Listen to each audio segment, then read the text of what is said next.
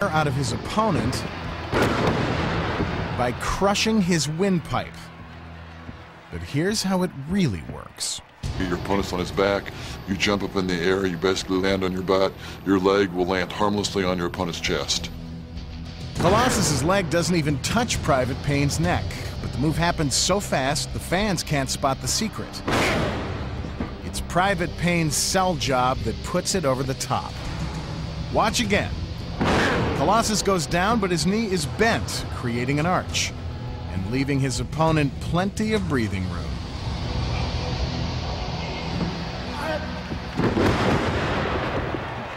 Here's another big finisher. Looks like the hero is about to lose, but a smart booker wouldn't let that happen. So the good guy employs a tricky move to make his comeback. The Bulldog Headlock. A Bulldog Headlock is where you have your opponent in a headlock, you jump up in the air, you land on your butt, and the idea behind that is it looks like you've driven your opponent's head into the mat. The secret? The opponent's head never hits the canvas.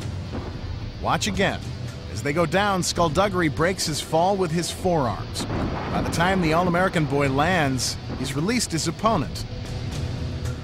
He breaks his own fall, and Skullduggery lands on his beefy arms. But he sells the move by grabbing his head and howling in pain. And now the most dangerous finishing move in all of wrestling. The pile driver.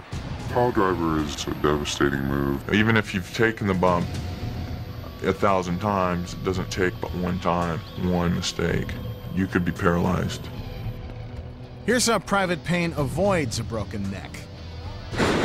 His head is tucked up between his opponent's thighs, so it doesn't really slam into the mat. Private Payne's shoulders take all the impact, not his head. When I land, I'll land vicious and hard, but most of the shock will be to my butt and upper thigh area. Private Payne uses his arms to push himself up at the moment of impact. The fans think he's been pile-drived into the canvas head first. If you land the wrong way, you aren't going to get up from a pile driver. You'll probably just be stretchered out. But you'll be safe, as long as you know the secret.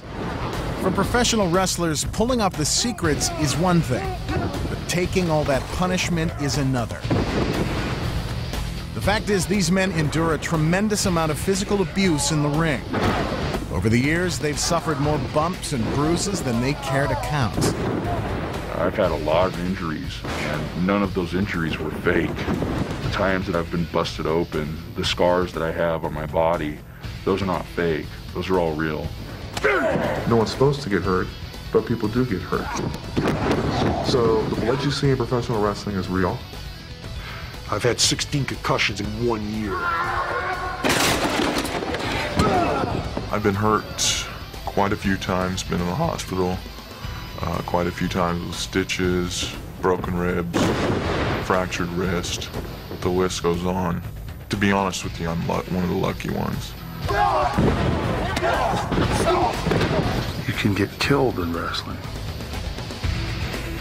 There's been a number of wrestlers that have had their necks broken, and if it wasn't for their physical conditioning,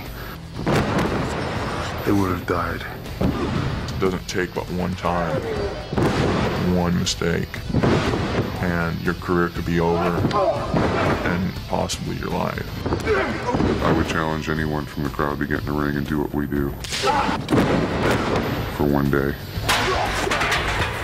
So now that you know the secrets, you decide, how fake is it? After watching this show, if you still got the guts to ask any pro wrestler, is it fake? Step into the ring and we'll show you how fake it is.